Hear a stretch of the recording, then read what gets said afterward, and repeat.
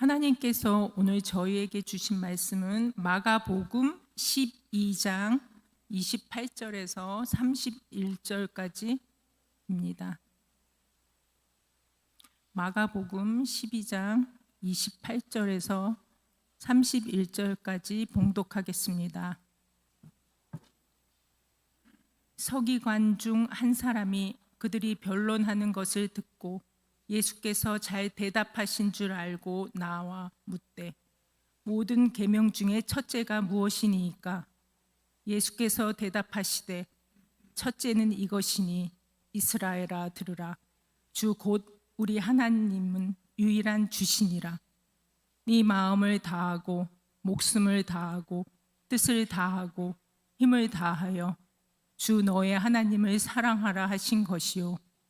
둘째는 이것이니 네 이웃을 네 자신과 같이 사랑하라 하신 것이라. 이보다 더 큰 계명이 없느니라. 아멘.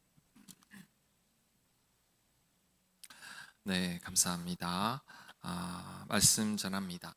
마라나타라는 말이 있습니다. 주 예수여 오시옵소서라는 뜻인데, 빨리 주님이 오시기를 기다리며 종말을 살아가는 그리스도인들의 염원이 담긴 말이죠. 마라나타를 고대하며 고난과 슬픔이 가득한 이 세상을 인내하며 견뎌내는 겁니다. 자, 그런데 과연 우리가 이 땅의 삶은 고난과 슬픔이 가득하니 이 세상에 소망을 두지 않고 천국만 바라보며 살아가는 것이 하나님의 뜻일까요? 저는 아니라고 생각합니다. 왜냐하면 하나님께서 이 세상을 창조하실 때 이 세상도 아름답게 창조하셨거든요. 살기에 너무나 고통스러운 그런 세상으로만 창조하신 게 아닙니다. 저도 한때는 바울처럼 빨리 주님 곁으로 갔으면 좋겠다. 사는 게 너무 힘들다. 우리 주님 언제 오시나 빨리 오셨으면 좋겠다라고 그런 마음으로 가지고 산 적이 있었습니다. 저도 마라나타, 주님 빨리 오십시오라고 말하곤 했죠. 그런데 곰곰이 생각해 보니 이것은 우리를 향한 하나님의 뜻이 아님을 알게 됐습니다. 예를 들어 만약에 여러분의 자녀가 기쁨도 없고 삶에 대한 애착도 없고 빨리 종말만이 오기를 기다리며 살아간다면 여러분 좋겠습니까? 여러분의 자녀가 지금의 인생을 고달프게 살아가면서 주님 오시기를 기다리며 한숨 푹푹 쉬고 살아간다면 여러분 좋을까요? 그렇지 않죠. 그렇다면 여러분의 자녀가 어떻게 살아갔으면 좋겠습니까? 저는 제 자녀가 기쁘게 살아갔으면 좋겠습니다. 행복하게, 즐겁게 오늘 이 하루를 즐기며 누리며 살아갔으면 좋겠습니다. 그런데 우리를 향한 하나님의 마음도 똑같습니다. 하나님은 우리가 이 땅에서 행복하게 살아가기를 원하십니다. 하나님은 우리가 항상 기뻐하고 범사에 감사하며 살아가길 원합니다. 이것이 바로 우리를 향한 하나님의 뜻인 거죠. 마라나타만을 생각하며 다가올 천국만을 생각하며 이 땅을 힘겹게 살아가는 것은 하나님의 뜻이 아닙니다. 그렇다면 우리가 이 땅의 삶을 어떻게 하면 기쁘고 즐겁게 살아갈 수 있을까요? 어떻게 하면 행복하게 살아갈 수 있을까요? 바로 오늘 설교의 제목입니다. 어떻게 하면 행복하게 잘 살아갈 수 있을까? 제가 본문을 묵상하다가 그 해답을 이 본문에서 찾았습니다. 자, 한 서기관이 예수님께 질문합니다. 모든 계명 중에 첫째가 뭡니까? 그때 예수님께서 말합니다. 마음을 다하고 목숨을 다하고 뜻을 다하고 힘을 다해서 너희 하나님을 사랑하라. 두 번째는 네 이웃을 네 몸과 같이 사랑하라. 이것보다 더 큰 계명은 없다라고 말씀했습니다. 즉 이 말씀은 이 계명 안에 첫째, 둘째 계명 안에 모든 계명이 다 담겨 있다는 말씀입니다. 그래서 우리는 이 계명대로 살기만 하면 됩니다. 그렇다면 이 계명대로 살아가는 게 뭘까요? 자, 첫째 계명은 제가 나중에 한번 살펴보도록 하고 먼저 둘째 계명부터 살펴보자면 네 이웃을 네 몸처럼 사랑하라고 말씀하셨죠. 이 말씀 속에는 먼저 내가 내 자신을 사랑할 줄 알아야 합니다. 자, 여러분, 내 이웃을 내 몸처럼 사랑해야 되는데 내가 나를 사랑하지 못한다면 내 곁에 사람을 사랑할 수 있을까요? 사랑할 수 없습니다. 그래서 가장 우선이 뭐냐면 여러분이 여러분 자신을 먼저 사랑하는 겁니다.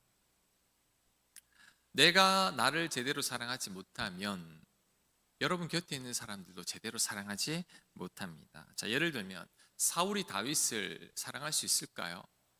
사울은 다윗을 사랑하지 못합니다. 왜냐하면 사울은 열등감이 있고 자존감이 낮은 사람이죠. 사울은 자기 자신을 사랑할 줄 몰라요. 그러니 아무리 노력을 해도 사울은 다윗을 사랑할 수가 없는 겁니다. 나를 사랑하지 못하는 사람은 남들도 사랑하지 못합니다. 상처가 많거나 자존감이 낮거나 열등감이 심한 사람은 자기 자신을 잘 사랑하지 못합니다. 자신에 대한 불만도 많습니다. 그래서 남도 제대로 사랑하지 못하는 거죠. 남들에 대한 불만도 많습니다. 남들을 잘 탓하거나 남들에게 아주 비판적인 시각으로 바라보는 사람들은 여러분 스스로에게도 엄격합니다. 그래서 스스로를 잘 탓하거나 비판합니다. 자기가 자기 자신을 괴롭히는 거죠. 남들도 괴롭히고 스스로가 스스로를 괴롭힙니다. 즉, 내가 나를 사랑하지 못한다면 내 곁의 사람들을 절대 사랑하지 못합니다. 먼저 내가 내 자신부터 사랑할 수 있어야 합니다. 그래서 여러분들이 이 땅에서 행복하게 살아가려면 제일 먼저 내 자신을 먼저 사랑하는 자가 되어야 합니다. 그런데 자신을 사랑하지 않는 자들이 많습니다. 자기 자신을 사랑하면 여러분 스스로 목숨을 끊을 수 없죠. 자기 자신을 사랑하면 마약이나 술로 자신의 몸을 망칠 수가 없습니다. 자기 자신을 사랑하면 죄책감에 빠지거나 자기 연민에 빠져서 괴로워할 수 없는 거죠. 그렇다면 자기 자신을 어떻게 사랑하느냐? 자, 여러분이 여러분을 어떻게 사랑하는지 제가 세 가지를 말씀해 드립니다. 첫 번째, 내가 나를 지지하고 나를 격려해 줘야 합니다. 내가 내 편이 되어줘야 합니다. 내가 나를 소중히 여겨야 합니다. 내가 나를 소중히 여기지 않는다면 남들도 나를 소중히 여기지 않습니다. 내가 나를 미워하면 남들도 나를 미워합니다. 내가 나를 많이 사랑하면 여러분 이상하게 매력적으로 끌립니다. 그 사람한테. 내가 나를 사랑하면 남들도 그 사람을 사랑하게 되는 거죠. 그러니 내가 나를 사랑하려면 내가 내 편이 되어주고 내가 나를 지지해주고 내가 나를 격려해 줘야 합니다. 내가 나를 소중히 여겨야 합니다. 사실 사람들이 여러분을 힘들게 하는 거 아니에요. 정말 여러분을 힘들게 하는 사람이 누구냐면 여러분 자신입니다. 자, 사람들은 누가 나를 힘들게 합니다라고 말을 하지만 곰곰이 생각해 보면 정말 나를 힘들게 하는 사람은 나입니다. 나. 두 번째 화살 비유라고 있어요. 여러분 들어보셨는지 모르겠는데, 자, 첫 번째 화살은 남들이 나에게 쏘는 화살입니다. 나를 무시하는 말, 상처 주는 말, 나를 비난하는 말 등이 나에게 쏘는 첫 번째 화살이죠. 자, 이때 그 화살을 맞았으면 내가 뽑아내면 되죠. 그리고 약을 바르면 됩니다. 치료하면 되죠. 근데 문제는 화살 맞은 자리에 두 번째 화살을 또 쏜다는 거죠. 이 화살은 내가 쏘는 화살이 아닙니다. 이 화살은 남들이 쏘는 화살이 아니라 내가 쏘는 화살입니다. 내가 화살을 맞았을 때 혼자 생각합니다. 내가 저 사람한테 왜 저런 말을 들어야 하나? 저 사람이 나를 무시하는 거 아니야? 나를 우습게 보는 거 아니야? 어쩌면 저 사람 말이 맞을지도 몰라. 나는 왜 이 모양인가? 이런 생각으로 나를 두 번째 공격하는 겁니다. 그런데 이런 생각들은 100% 잘못된 생각이죠. 지나친 확대 해석이고 잘못된 오해입니다. 오해의 환자는 잘못 해석하는 것, 오해입니다. 스스로가 잘못 해석해서 내가 나를 괴롭히는 거죠. 이때 중상을 입게 됩니다. 첫 번째 화살을 맞았을 때 견딜만 해요. 근데 두 번째 화살, 내가 나를 공격하는 그 화살은 여러분 큰 상처를 입게 됩니다. 심한 모멸감, 분노, 억울함, 낙심에 빠지게 되죠. 우울해지고 사는 의욕도 없어지고 더 심해지면 여러분 죽고만 싶어지는 겁니다. 왜? 상처 입은 곳에, 피 흘리고 있는 곳에 내가 또 화살을 쐈기 때문이죠. 이런 행동들은 내가 나를 사랑하지 않는 겁니다. 스스로를 마약이나 술로 괴롭히는 것과 같은 거죠. 절대 그래서는 안 됩니다. 우리는 두 번째 화살을 나에게 쏘면 안 됩니다. 남들이 뭐라고 하든지 간에 여러분, 내가 나를 지지하고 내가 나를 격려하고 내 편이 되어주면 되는 거죠. 나는 그런 사람이 아니야. 그 사람이 나에게 그런 말을 했지만 난 그런 사람 아니야. 그 사람이 나를 잘못 봤어. 그 사람이 잘못 생각하고 있어. 뭔가 오해했겠지. 화가 나서 홧김에 한 말이지. 그렇겠지.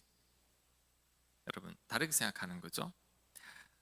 내 속에 상대의 말을 안 담아주면 됩니다. 상대의 말을 여러분 작은 것으로 여기면 되는 거죠. 이게 바로 바울이 썼던 방법입니다. 자, 고린도전서 4장 3절 보겠습니다.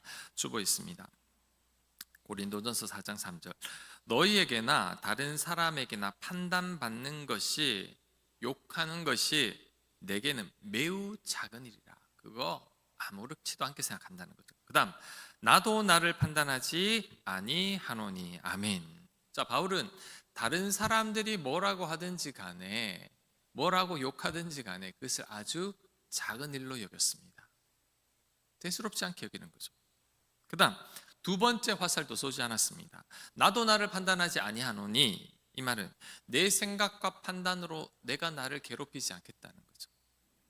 내 생각으로 자책하지 않겠다는 거죠. 내가 나를 비난하지 않겠다는 겁니다. 자, 우리도 이렇게 합니다.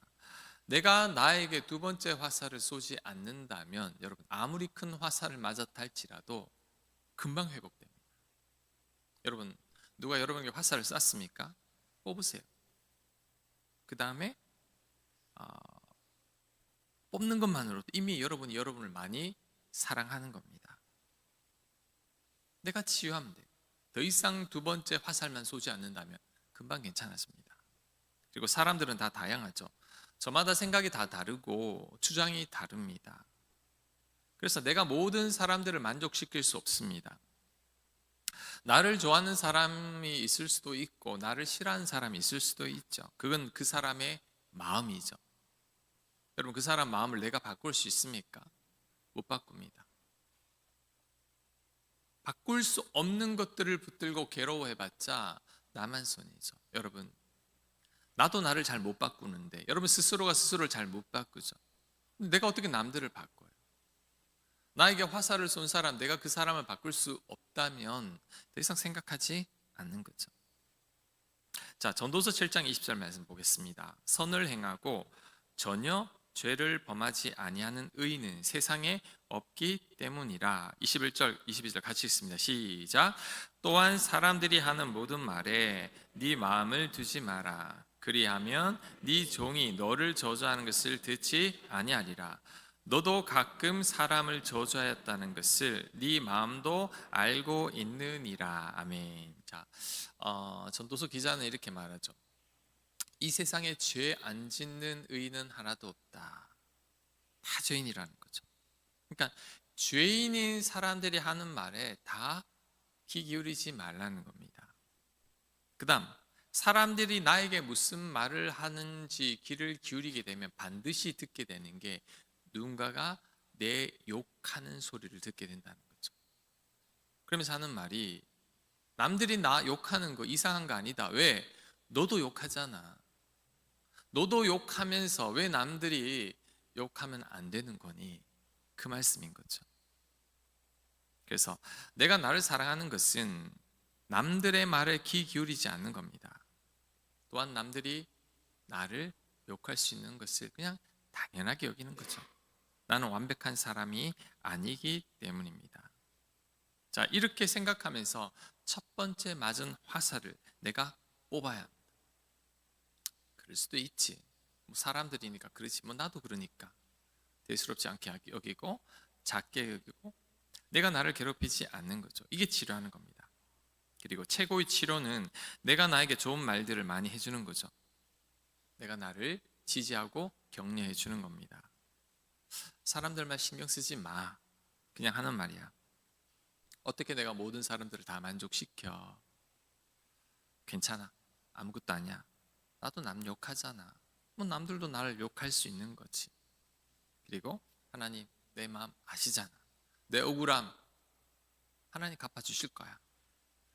그렇게 여기고 대수롭지 않게 여기는 거죠. 이런 말들을 나에게 계속 해주는 거죠. 그러면 여러분 첫 번째 화살의 상처는 금방 아물어버립니다. 여러분이 여러분 편을 안 들어주면 누가 여러분 편 들어줍니까? 나라도 나에게 좋은 말 해줘야 하지 않겠습니까?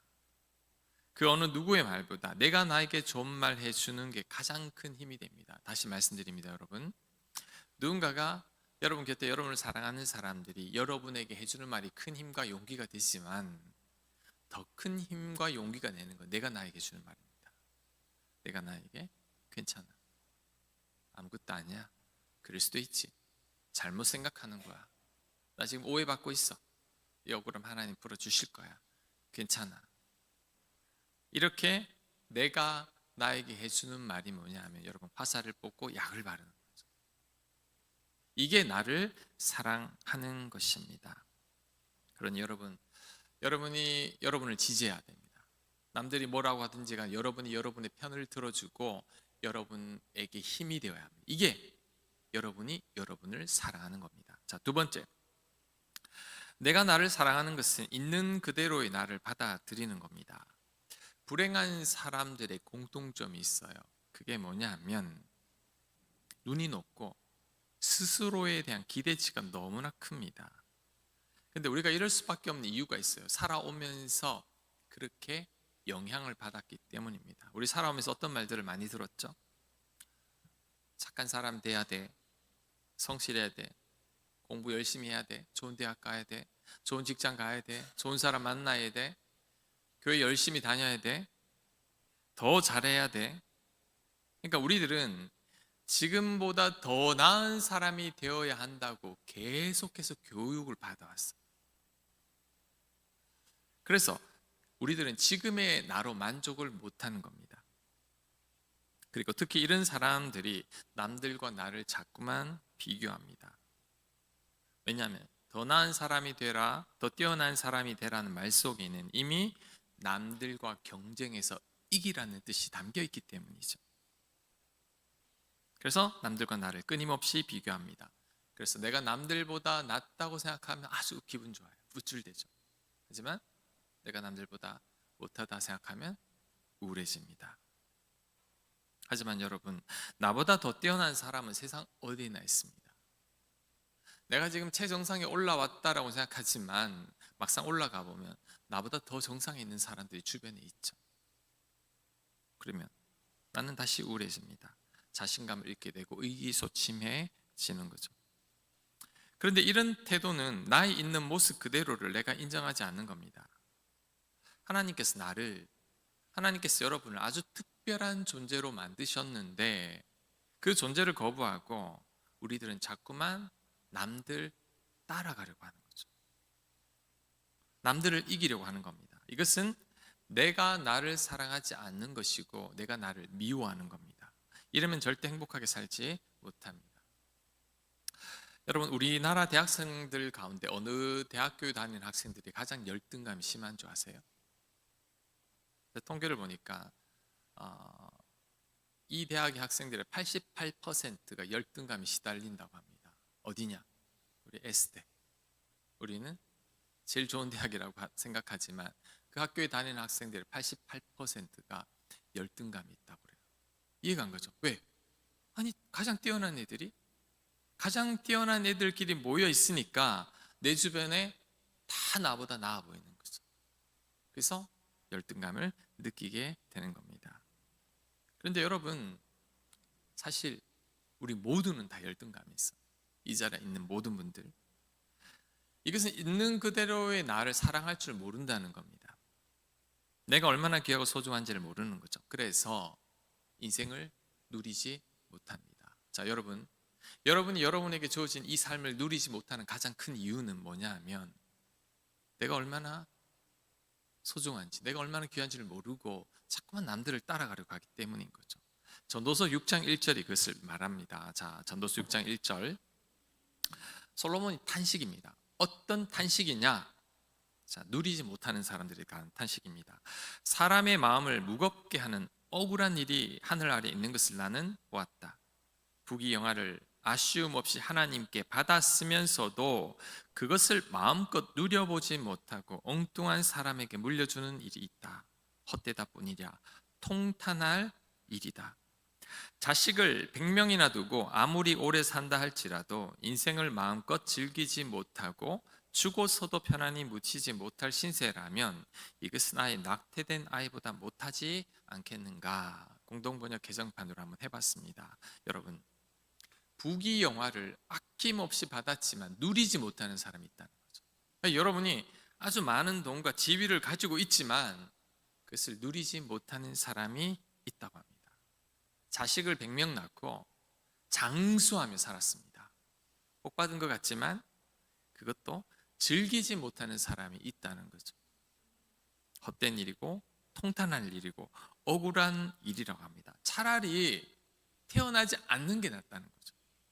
그럼 이 말씀이 의미하는 바가 뭐냐면 아무리 많은 복을 받아도, 아무리 많은 은혜를 받아도 그것을 누리지 못하는 어리석은 사람들이 있다는 겁니다.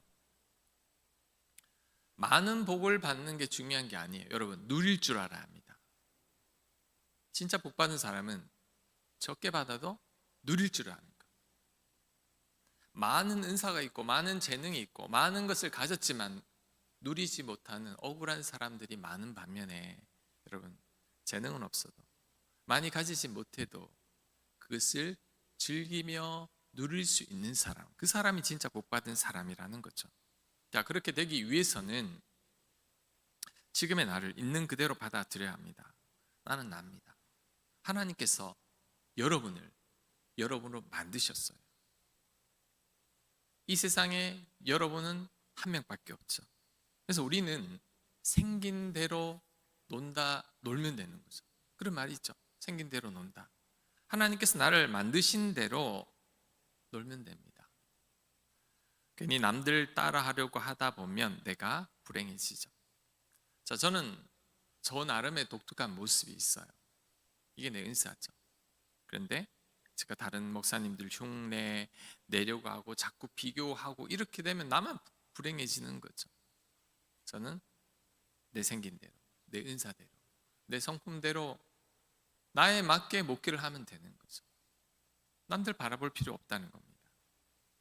괜히 남들과 비교하면서 욕심내게 되면 불행해진다는 거죠. 자, 그것을 시편 131편 1절은 이렇게 말합니다. 이번에는 세번역 성경으로 옮겨봤는데 우리 같이 한번 읽겠습니다. 시작. 주님, 이제 내가 교만한 마음을 버렸습니다.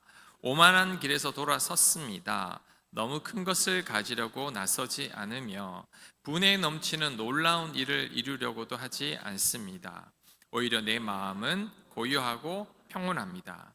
젖된 아이가 어머니 품에 안겨 있듯이 내 영혼도 젖된 아이와 같습니다. 아멘. 자, 시인이 지금 젖된 아이가 어머니 품에 있음 같은 평온함을 누리고 있는데 그 이유가 뭐냐? 그 비결이 뭐냐? 교만한 마음 버리고 오만한 길에서 돌아섰고 너무 큰 것을 가지려고 하지 않고 분에 넘치는 일을 하려고 애쓰지 않고 있기 때문이라는 거죠. 그러니까 지금 나로 아주 만족하고 있고 지금 하나님께서 나에게 허락하신 것에 감사하며 살아가고 있다는 겁니다. 그랬더니 마음이 고요하다는 거예요. 평온해졌습니다. 지금 있는 모습 그대로의 나를 받아들여야 합니다. 지금 있는 모습 그대로의 나를 사랑할 수 있어야 합니다. 그럴 때 내 삶을 누리며 살 수 있고 젖된 아이가 엄마 품에 있음 같은 평온함을 누리게 되는 거죠. 그리고 여러분 반드시 기억해야 할 것은 하나님은 이런 나의 모습 그대로를 사랑한다는 겁니다. 중요합니다. 하나님은 여러분의 모습 있는 그대로를 사랑합니다. 여러분이 더 뛰어나면 하나님 여러분을 더 많이 사랑하고, 여러분이 지금보다 못하면 하나님 여러분을 적게 사랑하는 건 아니에요. 하나님은 그냥 우리들 모습 있는 그대로를 너무너무 사랑하십니다. 탕자의 비유에서 그것을 설명하고 있죠. 자, 탕자가 집을 나가서 재산을 다 탕진했습니다. 그때 탕자가 어떤 생각을 하냐면, 아버지 집으로 가서 다시 아들 대우해 달라는 말은 못하겠고 아버지 종이 되게 해달라고 요청하자. 그리고 아버지께로 갑니다. 자, 누가복음 15장 19절 말씀 우리 같이 한번 읽겠습니다. 시작. 지금부터는 아버지의 아들이라 일컬음을 감당하지 못하겠나이다. 나를 품꾼의 하나로 보소서 하리라 하고 이에 일어나서 아버지께로 돌아가니라. 아직도 거리가 먼데 아버지가 그를 보고 측은히 여겨 달려가 목을 안고 입을 맞추니 아들이 이르되 아버지 내가 하늘과 아버지께 죄를 지었사오니 지금부터는 아버지 아들이라 일컬음을 감당하지 못하겠나이다 하나. 아멘. 자, 아들은 아버지한테 종으로 여겨 달라고 했는데 아버지는 종으로 여기지 않죠. 이전보다 더 많이 사랑해 줍니다. 아들이 또 말을 합니다. 아버지, 전 아들로서의 자격 없습니다. 하지만 아버지는 그 아들을 더 많이 사랑해 줍니다. 자, 이처럼 하나님은 저와 여러분을 그냥 있는 존재만으로 사랑하십니다. 저와 여러분이 아버지 재산을 다 날리고 하나님 보시기에 방탕하게 살라고 왔다 할지라도 우리 하나님은요, 우리에 대한 마음은 전혀 변함이 없습니다. 이게 탕자의 비유인 거죠. 여러분이 뭔가 해서 하나님이 더 사랑한다고 생각해서는 안 됩니다. 그냥 사랑하시는 거죠. 심지어 나는 죽을 수밖에 없는 죄인이지만, 악인이지만 하나님은 나를 사랑하사 나를 위해 대신 죽기까지 하셨죠. 여러분, 하나님께서 여러분들에게 말씀합니다. 내가 너를 어느 정도로 사랑하는 줄 아니? 네가 죄인 되었을 때 나는 너를 살리려고, 너는 죄인이지만 그럼에도 불구하고 나는 너를 사랑하기에 내 아들을 주었다. 예수님은 너를 대신에 내가 십자가에 못 박혔다. 이 정도로 사랑한단다. 내 목숨과 바꿀 만큼 너를 사랑한단다. 이게 하나님의 마음이라는 거죠. 여러분, 지금 있는 모습 그대로의 여러분의 모습이 마음에 안 들 때 반드시 기억해야 합니다. 여러분은 여러분이 마음에 안 들지 몰라도 하나님은 그렇지 않아요. 하나님은 여전히 사랑하십니다. 어떤 집사님이 어떤 문제가 있어가지고 기도 요청을 해서 저한테, 그래서 하나님께 직접 좀 기도하세요라고 했더니 못하겠대요, 기도를. 왜요? 염치가 있어야지요. 제가 평소에는 기도도 안 하는데 문제 만났다고 해서 뭐 또 기도하고 그러는 게 너무 염치 없어서 기도를 못하겠어요라고 말하길래 제가 그 집사님께 그랬어요. 사람은 염치 따져요. 그죠? 우린 염치 따지잖아요. 근데 하나님은 안 따져요. 하나님은 일평생 하나님 안 찾다가 필요할 때만 찾아도 하나님 좋아해요. 여러분, 자녀들 필요할 때면 여러분 찾지 않나요? 근데 여러분 찾는 게 어디예요? 옆집 아저씨 안 찾잖아요. 내 아빠 찾고 내 엄마 찾는데 그게 어딥니까? 하나님도 마찬가지예요. 여러분이 탕자보다 더 나쁜 짓을 하고 완전 방황하다가 여러분 이제 죽을 때가 돼서 죽을 만큼 힘들어서 하나님한테 도와달라고 나와도 우리 하나님 기뻐요. 왜? 찾는 것만으로 또 좋아하십니다. 그만큼 우리를 하나님은 많이 사랑하신다는 거죠. 어떤 조건이 없습니다. 무조건적이죠. 우리들은 조건을 겁니다. 우리들의 사랑은. 근데 하나님 그렇지 않아요. 하나님을 여러분 수준으로 생각하지 말라는 거죠. 하나님은 지금 여러분을, 부족한 여러분을, 죄 많은 여러분을, 그럼에도 불구하고 여전히 사랑하신다는 것. 지금의 나의 모습, 이 모습만으로도 충분히 하나님을 사랑하십니다. 그러니까 여러분, 눈을 낮춰도 돼요. 기대치를 낮추십시오. 너무 위대한 사람이 되려고 하지 않아도 됩니다. 감당치 못할 놀라운 일을 하려고 애쓰지 않아도 돼요. 그러면 부귀영화를 누리고 100명의 자녀를 낳고 장수한다고 절대 만족하지 못합니다. 지금 여러분에게 만족이 없는 이유는 더 가지지 못해서 만족 못한 게 아니에요. 더 올라가지 못해서 만족하지 못하는 게 아닙니다. 아직 하나님께서 여러분을 얼마나 사랑하신지를 깨닫지 못해서 만족하지 못하는 겁니다. 지금 여러분 모습 그대로를 사랑해야 합니다. 여러분 자신의 마음이 안 들 때 이 생각을 해야 합니다. 하나님은 이런 나를 너무나 사랑하셔. 내 부족함, 내 단점 그대로를 다 사랑하셔.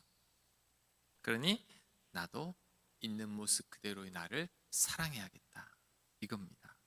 그럴 때 여러분이 행복해집니다. 자, 세 번째, 내가 나를 사랑하는 것은 내 곁의 사람들과 잘 지내는 겁니다. 내 곁의 사람들에게 친절하게 대하는 것입니다. 자, 여기서 저를 한번 보세요. 질문이 생깁니다. 아니, 내가 나를 사랑하는 게 내 곁의 사람들하고 잘 지내는 것과 무슨 상관이 있나요? 상관이 있습니다. 내 곁의 사람들과 잘 지내지 못하면 결국 내가 불행해집니다. 모든 인간은 관계 속에서 살아가죠. 그런데 관계가 깨지면 그때부터 행복을 잃게 됩니다. 직장 생활이 왜 힘듭니까? 일이 많아서 힘듭니까? 아닙니다. 사람들 관계 때문에 힘든 거죠.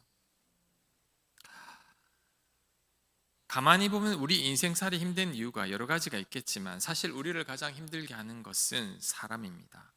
그래서 내 곁에 사람들과 잘 지내는 것은 상대에게 잘해주는 게 아니라, 상대에게 잘해주는 것도 되겠지만 궁극적으로는 내가 나에게 잘해주는 겁니다. 나 또한 행복하게 사는 길인 거죠. 운전을 하다 보면 여러분 난폭하게 운전하거나 갑자기 여러분을 끼어들거나 해서 여러분을 화나게 하는 사람들이 있죠. 그런데 화내는 순간 내 기분이 그때부터 나빠지기 시작합니다. 그 사람이 그렇게 운전하는 것은 그 사람이 나를 일부러 괴롭히려고 그렇게 하는 건 아니에요. 원래 그런 사람. 그런데 그것을 내가 그대로 고스란히 받아들이는 거죠. 그럼 나의 기분만 상해집니다. 이럴 때는 그냥 그러려니 하고 지나치면 됩니다. 한번 해보세요. 누가 막 그랬을 때 아니 뭘 저렇게 운전을 해, 화를 내면 진짜 화가 나는데 때로는 화내고 나면요 계속 한두 시간 화가 날 때가 있어요. 근데 그럴 때 대수롭지 않게 여기고 입을 열면 안 됩니다. 생각하면 안 됩니다. 그러면 금방 잊혀져요. 사라지고 만다는 겁니다. 제가 그때 깨달았습니다. 우리 입술을 여는 순간 그때부터 우리의 기분은 나빠집니다. 내 마음으로 생각하는 순간 그때부터 내 기분도 나빠집니다. 그냥 입 밖에 내지 않고 지나치면 됩니다. 내 마음으로 생각하지 않으면 됩니다. 그러면 괜찮아집니다. 마찬가지로 여러분이 누군가에 대해 불평하고 원망하는 순간 여러분의 기분이 나빠지기 시작합니다. 그 사람 때문에 내가 화가 나는 거죠. 그래서 누군가를 미워하고 욕하고 비난하고 불평하면 가장 큰 손해는 나부터 생깁니다. 내가 나를 불행하게 만드는 거죠. 하지만 그냥 입 다물고 아무런 생각하지 않고 참고 지내다 보면 그냥 지나가요. 그 사람에 대해 더 이상 생각하지 않게 됩니다. 그러면 미움도 사라집니다. 하지만 입 밖에 꺼내는 순간, 내 마음으로 생각하는 순간 미움이 올라오고 화가 치밀어 오르기 시작하죠. 여러분 꼭 기억해야 합니다. 우리는 내 곁의 사람들과 잘 지내야 합니다. 그 어떤 사람과도 불편한 관계를 만들지 않는 게 좋습니다. 그것이 결국 내가 나를 사랑하는 것이고 내가 나를 행복하게 하는 것입니다. 자, 에베소서 5장 28절 한번 볼게요. 우리 같이 한번 읽겠습니다. 시작.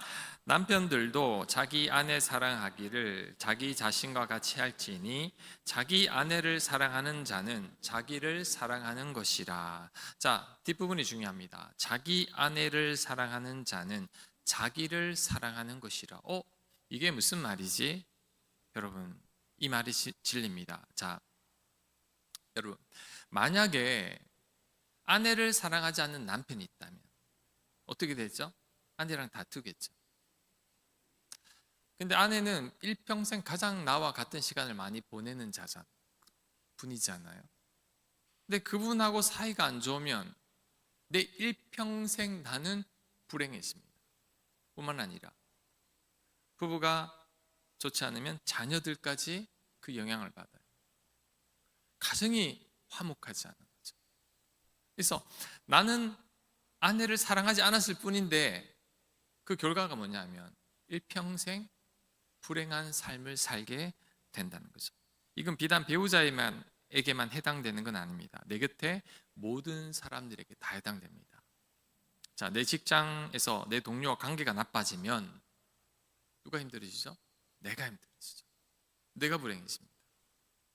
교회에서 불편한 사람이 있으면 내가 불행해지고 내가 힘들어집니다. 가장 많은 피해를 보는 사람은 나입니다. 그래서 우리들은 내 곁에 있는 사람들과 잘 지내려고 애를 써야 돼요. 그게 내가 나를 사랑하는 거예요. 내가 행복해지는 길입니다. 허물이 있다면 좀 용납하고 눈 감아줘야 합니다. 그 사람을 미워한다고 그 사람과 단절한다고 내가 보복하는 건 아니에요. 오히려 그 사람 미워하고 단절하면요, 내가 나에게 보복하는 겁니다.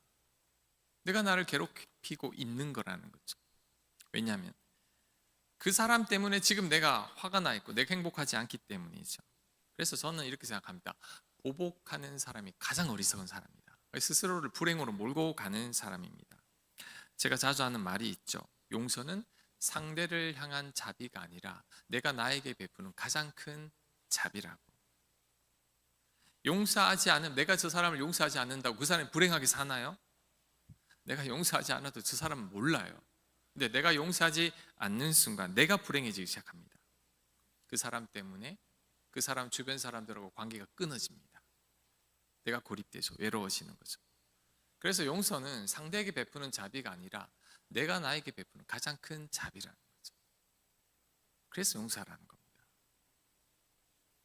그래서 내 곁에 사람들과 잘 지내는 것이 참으로 내가 나를 사랑하는 겁니다. 내 곁에 사람에게 친절한 것이 결국 여러분 내가 나에게 친절한 거죠. 내 곁에 사람들을 사랑할 줄 모르는 사람은 결국 나를 사랑하지 못하는 사람입니다. 내 곁에 사람들과 잘 지내지 못하는 사람들은 스스로하고도 관계가 안 좋아요. 나랑 늘 다툽니다.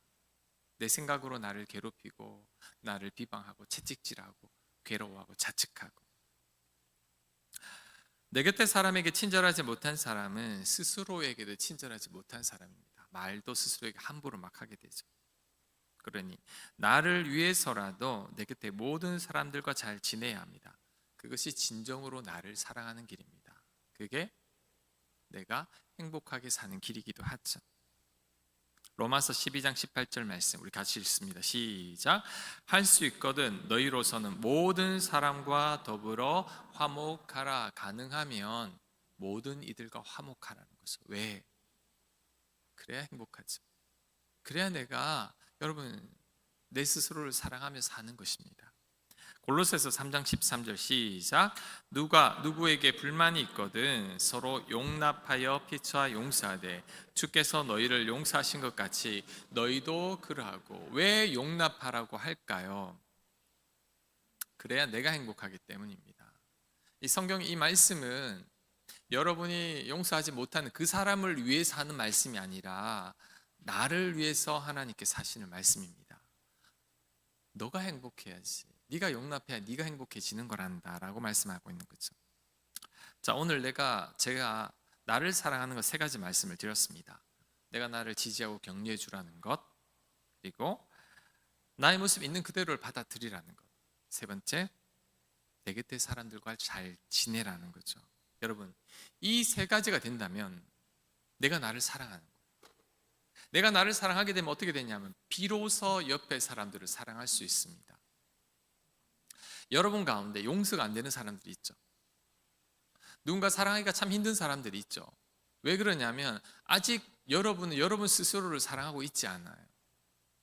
내가 나를 많이 사랑하면 내 곁에 사람들도 사랑할 수 있는데 내가 마음에 안 들어. 내가 내 마음에 안 드니까 내 옆에 사람들도 마음에 안 드는 거예요. 내가 나를 괴롭히니까 나도 모르게 내 곁에 사람들을 괴롭히는 겁니다. 내가 늘 나를 원망하고 탓하고 있으니까 엉뚱하게 다른 사람들을 원망하고 탓하고 있다는 거죠. 그래서 내가 나를 사랑하면, 내가 정말 나를 소중히 여긴다면, 하나님께서 나를 사랑하시는 것처럼 나를 귀한 존재로 받아들일 수 있는 사람이라면 자연스럽게 내 곁의 사람들을 사랑할 수 있습니다. 용서가 어렵지 않아요. 왜? 내가 나를 많이 사랑하고 있기 때문에. 그리고 내가 나를 사랑하고 내 곁의 사람을 사랑하게 되면 하나님도 사랑하게 됩니다. 목, 뜻, 힘, 마음을 다해, 목숨을 다해, 뜻을 다해, 힘을 다해 하나님을 사랑하게 됩니다. 왜? 내가 나를 사랑하고 내 이웃을 사랑하면서 하나님의 사랑을 깨달았어요. 하나님께서 예수님을 십자가에 내주신 이유가 여기 있구나. 이렇게 사랑하니까 우리를 내주셨구나. 그게 되는 거죠. 그래서 오늘 말씀 첫째 계명, 둘째 계명은요, 여러분 시작이 어디냐면 여러분이 여러분을 사랑해야 돼요. 여러분이 여러분을 귀하게 여기면 내 옆에 사람들도 사랑하게 되고, 그렇게 사랑하다 보면 하나님도 사랑하게 된다는 거죠. 그래서 이 율법이 저절로 다 이루어진다는 겁니다. 그래서 내가 나를 사랑하는 게 최우선입니다. 이기적일 정도로 내가 나를 사랑해야 돼요. 내가 나를 귀하게 여겨야 합니다. 나를 위해 죽기까지 하신 그 십자가 사랑에 흠뻑 빠져서 내가 정말 소중한 존재라는 것을 깨닫고, 내가 나를 높여주고, 내가 나를 지지해주고, 내가 나를 격려해주고, 내가 나를 많이 사랑할 때 여러분 내가 행복해지고, 내 곁의 사람들을 사랑해서 그도 행복해지고, 내 가정도 행복해지고, 이렇게 사랑 많은 가정을 허락하신 하나님을 찬양하게 되는 거죠. 그래서 여러분 오늘 말씀 이후로 여러분과 화목하세요. 스스로를 괴롭히고 미워하는 사람들이 얼마나 많은지 모릅니다. 그래서는 안 됩니다. 여러분을 많이 사랑하시기 바랍니다. 그럴 때 옆에 있는 사람도 사랑스럽게 보이기 시작합니다. 하나님도, 너무나 사랑 많으신 하나님도 여러분 찬양하게 되는 거죠. 그 은혜가 여러분에게 그대로 있기를 간절히 축원합니다. 아멘. 자, 여러분 손을 한번 가슴에 딱 얹고 이렇게 한번 스스로에게 한번 말을 해보시기 바랍니다. 사랑해 하고 자기 이름을 딱 부르는 겁니다. 시작. 사랑해 성우야. 이렇게 사랑해 누구야. 있는 모습 그대로 나는 좋아. 난 네가 좋아. 하나님이 여러분을 독특하게 만드셨잖아요. 그대로 살아가면 돼요. 남들과 같아질 필요 없습니다. 있는 그대로를 사랑하는 저와 여러분들 되시길 간절히 축원합니다. 아멘. 자, 나를 지으신 주님, 소중한 나를 생각하면서 그 하나님을 찬양했으면 합니다.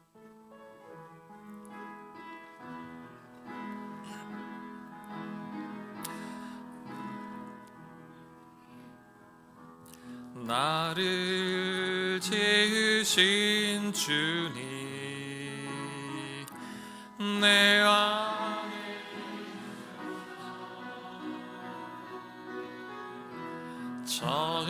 처음부터 내 삶이 그의 손에 있었죠. 내 이름 아시죠. 내 모든 생각도 내 흐르는 눈물 그가 닦아주셨죠. 그는 내 아버지, 그는 내 아버지. 난 그의 소유, 난 그의 소유.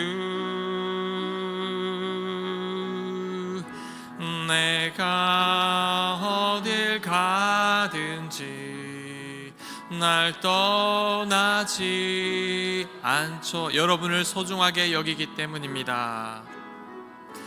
내 이름 아시죠. 내 모든 생각도 아바라 부를 때, 아바라 부를 때 그가 들으시죠. 내 이름 아시죠. 내 이름 아시죠. 내 모든 생각도 내 모든 생각도 아바라 부를 때 아바라 부를 때 그가 들으시죠. 아멘. 우리 눈을 감고 우리 오늘 말씀 생각하면서 한번 기도했으면 합니다. 여러분을 사랑하고 있나요? 여러분이 여러분을 사랑하지 못하면 그 어느 누구도 여러분을 사랑하지 않습니다. 내가 나를 사랑하지 않으면 하나님의 사랑도 멀게 느껴집니다. 내가 나를 소중히 여기고 내가 나를 많이 사랑해야 합니다. 내가 나를 지지하고 내가 나에게 격려의 말을 해주고 내가 나에게 좋은 말을 해줘야 합니다. 있는 모습 나를 사랑해야 합니다. 남들 흉내낼 필요 없습니다. 하나님이 여러분을 가장 귀하게 독특하게 창조하셨는데 그것에 만족하고 감사하며 살아야 합니다. 특히 내 곁의 사람들 사랑해야 합니다. 그래야 여러분 행복해집니다. 그들을 사랑해야 여러분도 여러분을 사랑하게 됩니다. 오늘 말씀 생각하면서 하나님, 내가 나를 더 사랑하게 해달라고, 내가 나를 귀하게 여기게 해달라고, 하나님께서 목숨과 바꿀 만큼 사랑하는 이 나를, 내가 나를 귀하게 여기게 해달라고, 있는 모습 나를 그대로 사랑하게 해달라고, 그 사랑으로 내 곁의 사람들을 사랑할 수 있는 저희들이 되게 해달라고, 그래서 하나님도 많이 사랑하는 우리가 되게 해달라고 우리 같이 한번 기도하겠습니다. 하나님, 내가 나를 사랑하길 원합니다. 하나님, 유일하게 독특하게 하나님께서 저를 아름답게 만드셨는데 하나님 그것에 만족하고 그것에 감사하며 나 스스로를 귀하게 여길 수 있는 저희들 될 수 있게 도와주시옵소서.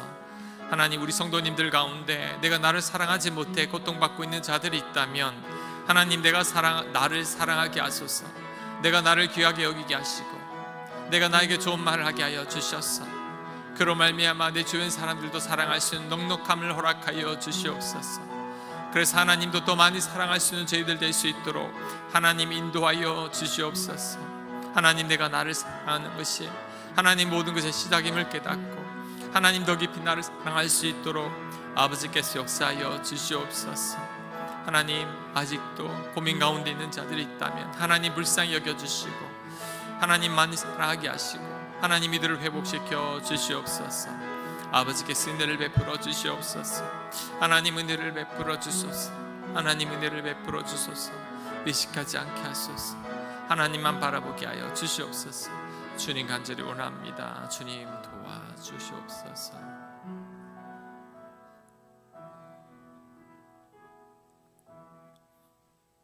하나님, 저희가 얼마나 귀한 존재임을 깨닫게 하여 주시옵소서.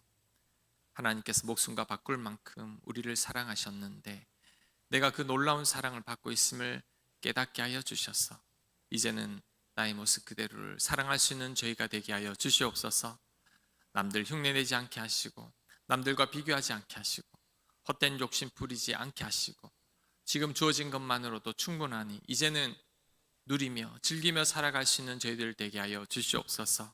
성도님들 가운데 스스로를 사랑하지 못해서 자책하고 괴로워하는 분들이 있다면 하나님 은혜를 더하여 주셔서 그럼에도 불구하고 하나님은 끊임없이 사랑하고 계심을 하나님 깨닫고 날마다 당당하게 고개 들고 살아갈 수 있도록 하나님 역사하여 주시옵소서.